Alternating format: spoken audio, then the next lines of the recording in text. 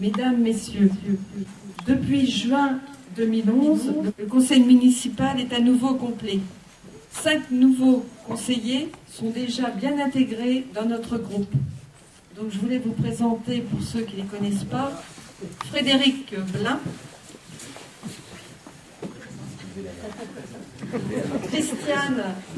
Christiane Maupron, Jean-François Thomas, Cyril Rimbaud et puis Guy Maillot.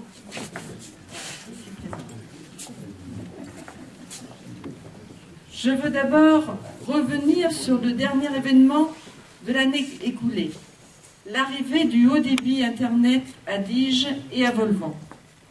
Événement tant attendu si on s'en réfère à la soirée d'inauguration où une centaine de Digeois intéressés se sont déplacés.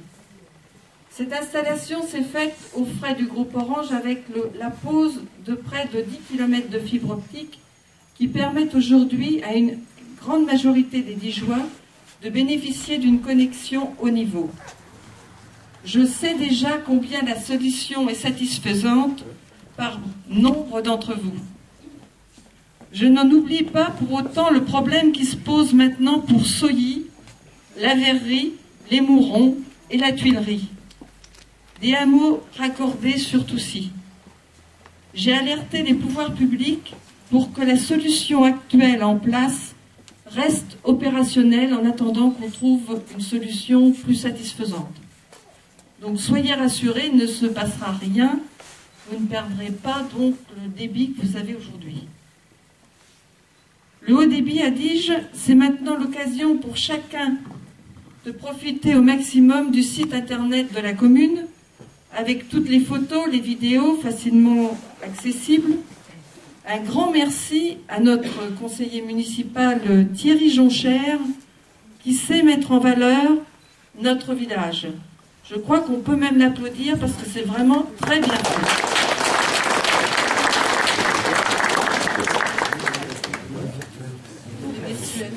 C'est aussi pour l'école la possibilité d'utiliser à pleine puissance l'espace numérique qui est installé il y a 2 ans. En ce qui concerne l'école, une nouvelle institutrice a pris en charge la classe de CP et de moyenne section. Je me réjouis, comme tous les Digeois, du retour de Catherine Lamour et lui souhaite de retrouver rapidement la pleine forme. Avec 17 naissances à Diges en 2011, notre école a un bel avenir. Les travaux d'isolation thermique de la salle des fêtes sont terminés. Isolation des murs et du plafond, changement des huisseries et installation d'un chauffage rayonnant. Tout ceci pour plus de confort pour les utilisateurs et avec moins de gaspillage d'énergie. Pour répondre à la demande de tous ceux qui veulent être incinérés, l'aménagement du cimetière a été achevé il y a peu de temps. À l'école, notre cuisinier, Lionel, assure avec brio la confection des 80 repas quotidiens. Sarah et Claudine aident les enseignantes de l'école maternelle à assurer aident les enseignantes de l'école maternelle et assurent chaque soir avec 3 bénévoles l'aide aux devoirs. Il y a Marie-Josée Vandael, Christiane Maupron et Pierrot. Agnès, Muriel, Cynthia, quant à elle, encadrent les enfants dans les transports scolaires et à la garderie. J'ai une pensée pour Corinne, notre postière, à qui nous souhaitons un prompt rétablissement. C'est une Digeoise, Madame Muriel Fayat, qui assure son remplacement. Et je n'oublie pas, évidemment, Agnès et Christiane, celles qui doivent répondre à vos nombreuses questions et assurer le secrétariat. Jean-Luc, Patrick et Jean-Thierry terminent les peintures des vestiaires de foot après avoir changé de chauffage gaz pour un chauffage électrique avec programmateur. Nous avons la chance d'avoir des personnels qualifiés, complémentaires et avec du sens pratique pour entretenir notre commune. Quant à nos pompiers volontaires, je les remercie vivement. Aujourd'hui, nous savons tous que la mission première demandée au centre de première intervention est de se spécialiser dans le secours aux personnes. En ce qui concerne l'ancienne boulangerie, les dernières analyses de sol nous obligent à consolider les fondations avant de commencer les travaux de rénovation. Nous verrons tout prochainement la mise en place du verger communal, verger conservatoire de différentes variétés de châtaigniers et de pommiers, opération financée en grande partie par la région. La signalétique sera réalisée par la communauté de communes. À Volvan, le gros transformateur EDF va disparaître. Il sera remplacé par une armoire qui sera installée près des containers et de ce fait, les réseaux électriques et téléphoniques seront enfouis dans ce secteur. Le conseil municipal devra étudier l'aménagement d'un bâtiment communal qui jouxte la mairie, l'ancienne boucherie, où l'on pourrait peut-être installer une micro-crèche, des logements. Nous allons étudier cette affaire-là cette année.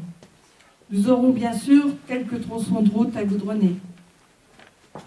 La communauté de communes va mettre en place le PLU sur son territoire. Nous serons les acteurs attentifs et vigilants de la mise en place de ce plan pour notre commune. Et nous vous informerons tout au long de la réalisation de ce nouveau document d'urbanisme. Soyez attentifs, il est très important de regarder donc les différentes phases de ce PLU. Une petite commune comme la nôtre ne serait guère vivante sans ces associations. Je salue et encourage vivement le redémarrage de l'AJD, ainsi que les débuts de l'activité Lire et faire lire, qui sera donc sous la responsabilité de Christiane Maupron, qui vient de commencer la semaine dernière. Avec ces milliers de visiteurs, la foire aux châtaignes d'octobre est devenue la marque de notre village. Les associations dijoises participent pleinement à sa réussite. Mais je dirais un grand merci à son nouveau président qui est Jean-Luc Vandael. Je crois qu'on peut l'applaudir.